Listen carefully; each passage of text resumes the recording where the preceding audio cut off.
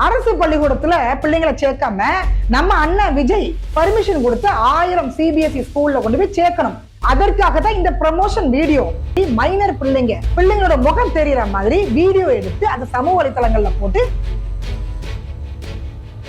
ஆங்கிலம் என்பது ஒரு மொழி, அது அறிவு இல்ல, அறிவுக்கும் ஆங்கிலத்துக்கும் சம்பந்தம் இல்லை. இது இந்த அறிவை மறந்த அமைச்சருக்கு தெரியும். நான் ஸ்கூலுக்கு போக மாட்டேன், எனக்கு பால விருப்பம் இல்லை அப்படின்னு ஏதாவது ஒரு முடிவெடுத்தா அதற்கு யாரு காரணம்? யாரு அதற்கு பொறுப்பேற்பா? விஜய் பொறுப்பேற்பாரா? சிஎம் இல்ல அமைச்சர் கீர்த்தனா பொறுப்பேற்பாங்களா? ஒரு அமைச்சர் கேமராவோட வரணும்ன்ற அவசியம் இல்லை. உங்களுக்கு உண்மையிலே ஸ்டூடெண்ட்ஸ் மேல அக்கறை இருக்கு அப்படின்னா எதுக்குங்க கேமரா? பத்திரிகையாளர்கள் கேட்ட கேள்விக்கு பதில் சொல்ல உங்களுக்கு துப்பு இல்ல. திரு முடிச்சுட்டு இருக்கிறீங்க. ரியல்ஸ் மோகம் என்பது மாணவருடைய எதிர்காலத்தை சீலிக்கக்கூடிய ஒரு விஷயமாக மாறிட்டு. பள்ளிக்கல்வித்துறை அமைச்சர் ஒருத்தர் இருக்காரு, முதல்வருக்கு துதி பாடுவதற்கு அவருக்கு நேரம் சரியா இருக்குது. உயர்கல்வித்துறை அமைச்சர் அவருக்கு நம்ம சிஎம் உடைய பாட்டை போட்டு டான்ஸ் ஆடுறதுக்கு நேரம் சரியா இருக்குது. அரசு மருத்துவமனைகள்ல பிறக்கக்கூடிய எல்லா குழந்தைகளுக்கும் மோதிரம் போடுறாங்களாம். மோதிரத்தை வாங்கிட்டு பிள்ளைக்கு உடம்பு சரியில்லை அப்படின்னா மோதிரத்தை அடமானம் வச்சுதான் பிரைவேட் ஹாஸ்பிட்டலுக்கு போகணும். தொழில்துறை அமைச்சரை பள்ளிக்கூடத்துல போய் ஆய்வு செய்யலாம் அப்படின்னா பள்ளிக்கல்வித்துறை அமைச்சராக ஏன் ஒருத்தர் அங்க போட்டு வச்சிருக்கீங்க? தண்டத்துக்கு அவருக்கு எதுக்கு நம்ம வரி பண்றது சம்பளம் கொடுக்கணும்? அமைச்சர் கீர்த்தனா பேசக்கூடிய ஆங்கிலத்தை கூட கல்வி ஊத்திட்டு இருக்கிறாங்க.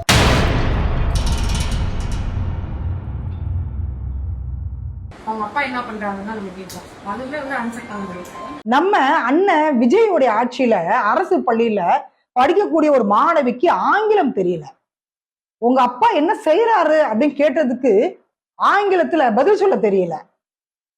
அதாவதுங்க, நம்ம அமைச்சர் கீர்த்தனா அவங்க பள்ளிக்கல்வித்துறை அமைச்சரா அப்படின்னு கேட்டீங்கன்னா இல்ல. உயர்கல்வித்துறை அமைச்சரா அப்படின்னு கேட்டீங்கன்னா இல்ல, அதுவும் இல்ல. அவங்க முதலமைச்சரா இல்ல, அதுவும் இல்ல. அவங்க எந்த துறைக்கு அமைச்சர்? அவங்க தொழில்துறைக்கு அவங்க அமைச்சர். அவங்களுக்கு பள்ளிக்கூடத்துல என்ன வேலை அப்படின்னு நமக்கு ஒரு கேள்வி வருது இல்ல. ஆனா பாருங்க, எல்லா சட்டமன்ற உறுப்பினர்களும் எல்லா அமைச்சர்களும் எல்லா இடங்களுக்கும் ஆய்வுக்கு போகலாம். அவங்கவுங்க துறையில தான் ஆய்வு பண்ணணும் அப்படின்ற அவசியம் இல்ல.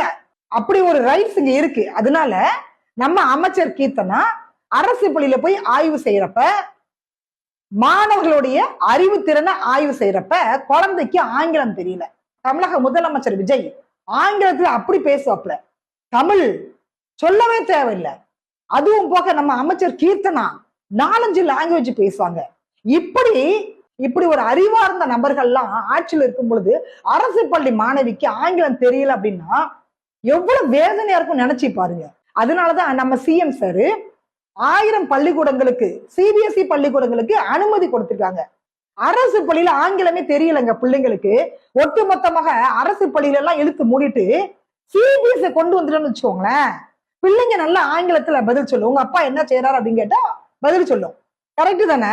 அதனால இனிமேல் பெற்றோர்கள் அரசு பள்ளிக்கூடத்துல பிள்ளைங்களை சேர்க்காம நம்ம அண்ணன் விஜய் பர்மிஷன் கொடுத்து 1000 சிபிஎஸ்இ ஸ்கூல்ல கொண்டு போய் சேர்க்கணும்.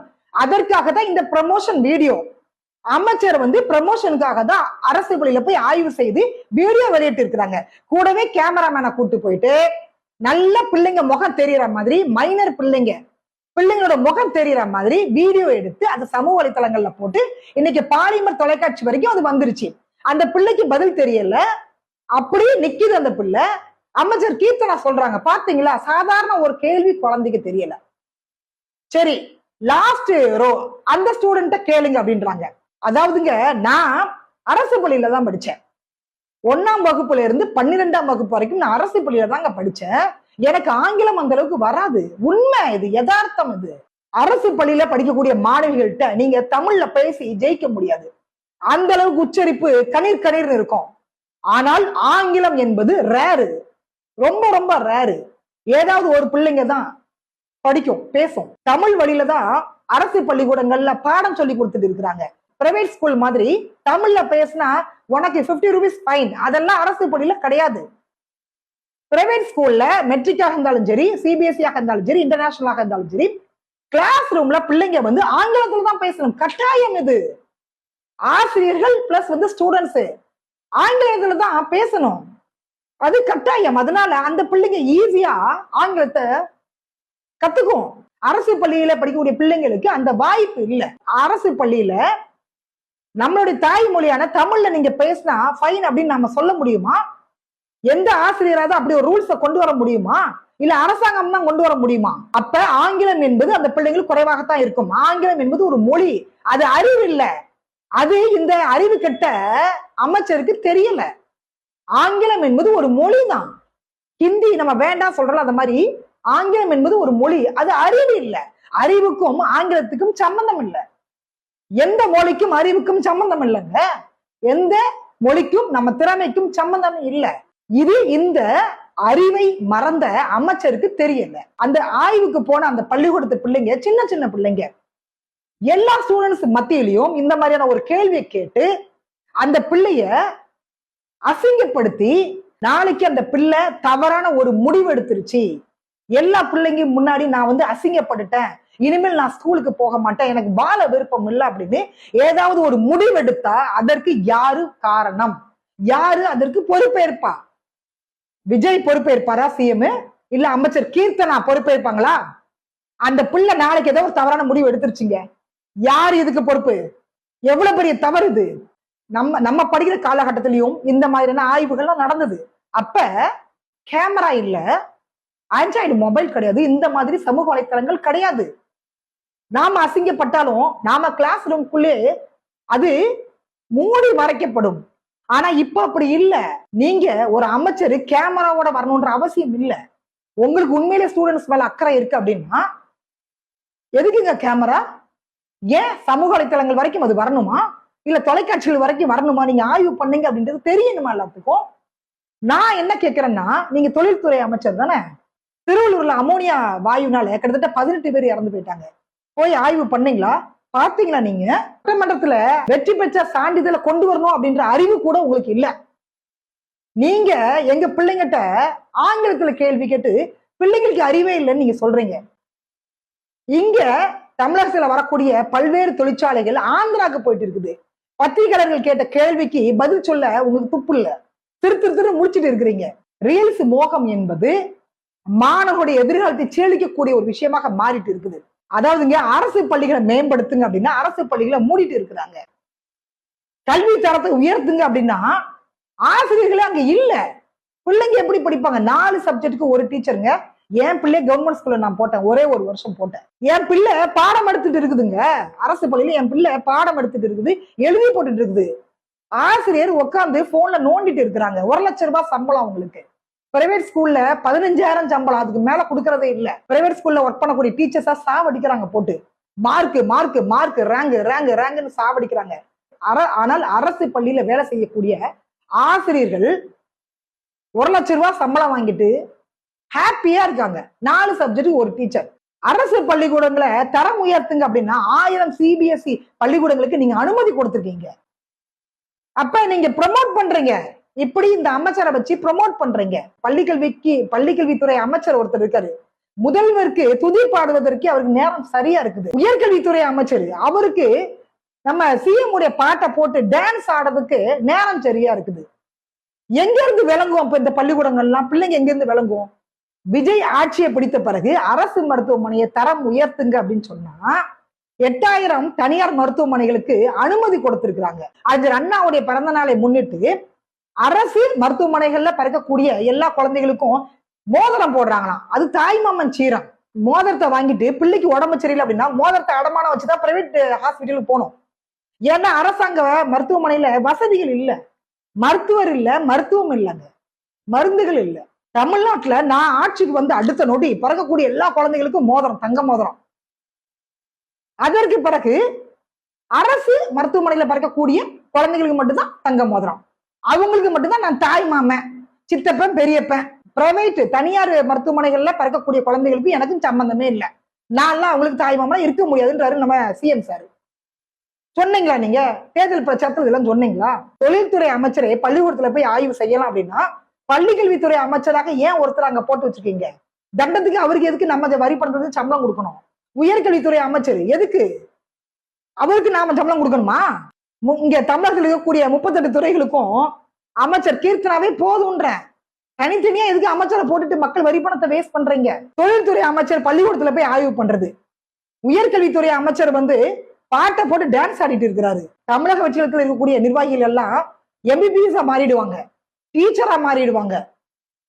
அவங்க போய் ஆய்வு பண்ணுவாங்க. என்னங்க ஆட்சி இது? என்னங்க நடந்துட்டு இருக்குது? உங்க ரீல்ஸ் மோகத்துக்கு ஒரு அளவு இல்லையா? 234 தொகுதிகள் இருக்குதுன்னா 234 சட்டமன்ற உறுப்பினர்கள் இருக்காங்க. 38 துறைகள் இருக்குன்னா 38 அமைச்சர்கள் இருக்காங்க. அப்ப நீங்க உங்களுக்கு கொடுத்த அந்த துறையில என்ன குறைபாடுகள் இருக்குது, அதுல நீங்க என்ன பண்ண போறீங்க, அந்த துறையை மட்டும் நீங்க கவனிங்க. அதை விட்டுட்டு அரசு பள்ளியில போயிட்டு ஆய்வு பண்ணிட்டு இருக்கீங்க நீங்க. உங்களுக்கு அதுக்கு என்னங்க சம்பந்தம் இருக்குது? அமைச்சர் கீர்த்தனா பேசக்கூடிய ஆங்கிலத்தை கூட கழுவி ஊத்திட்டு இருக்கிறாங்க. கிராமரே இல்லைன்றாங்க. அந்த அம்மா அங்க போயிட்டு அந்த பிள்ளைங்களை அசிங்கப்படுத்திட்டு இருக்குது. அவங்க அப்பா என்ன வேலை செய்யறாருன்னு தெரிஞ்சு நீங்க என்ன பண்ண போறீங்க? கவர்மெண்ட் ஜாப் கொடுக்க போறீங்களா? சொல்லுங்க, கவர்மெண்ட் ஜாப் கொடுக்க போறீங்களா? அந்த பிள்ளை ஆங்கிலத்துல பதில் சொல்லிட்டா தமிழகம் அப்படியே தலைகீழ மாறிடுமா? நான் கேட்கிறேன். நம்ம தாய்மொழி தமிழ். தமிழ் தெரிஞ்சா நமக்கு போதும். ஆங்கிலம் தெரியணும்ன்ற கட்டாயம் இல்ல. 2வது மொழியாக ஆங்கிலத்தை கொண்டு வந்திருக்காங்க. தமிழ் வழி பயின்ற நம்ம அப்துல் கலாம் ஐயா தான் குடியரசுத் தலைவரா இந்த நாட்டுக்கு வந்தாங்க. எத்தனையோ படிக்காத மேதைகள் இருக்காங்க. எல்லாருக்கும் ஆங்கிலம் தெரியாது. ஆனால் எல்லாருக்கும் தமிழ் தெரியும். அவங்க உங்க தாய்மொழி நல்லா தெரியும். தாய்மொழி தெரிஞ்சா போதும். இந்த குழந்தை அசிங்கப்பட்டு நாளைக்கு ஸ்கூலுக்கு வராது. எல்லாரும் முன்னாடியே அசிங்கப்படுத்திட்டீங்க. உங்களுக்கு இதுதான் வேலையான்னு நான் கேட்கிறேன். அந்த பிள்ளை ஏதோ ஒரு தவறான முடிவு எடுத்துருச்சு. அமைச்சர் கீர்த்தனா பொறுப்பேற்பீங்களா நீங்க? சிஎம் சார் மாதிரி எனக்கும் நல்லா வாயில வருது. நான் அரசு பள்ளியில தாங்க படிச்சேன். தமிழ் நல்லா வரும், எனக்கு எழுத படிக்க வரும். கவிதைகள் நிறைய எழுதியிருக்கேன், ஆர்டிக்கல் நிறைய எழுதியிருக்கேன், கட்டுரைகள் நிறைய எழுதியிருக்கேன்.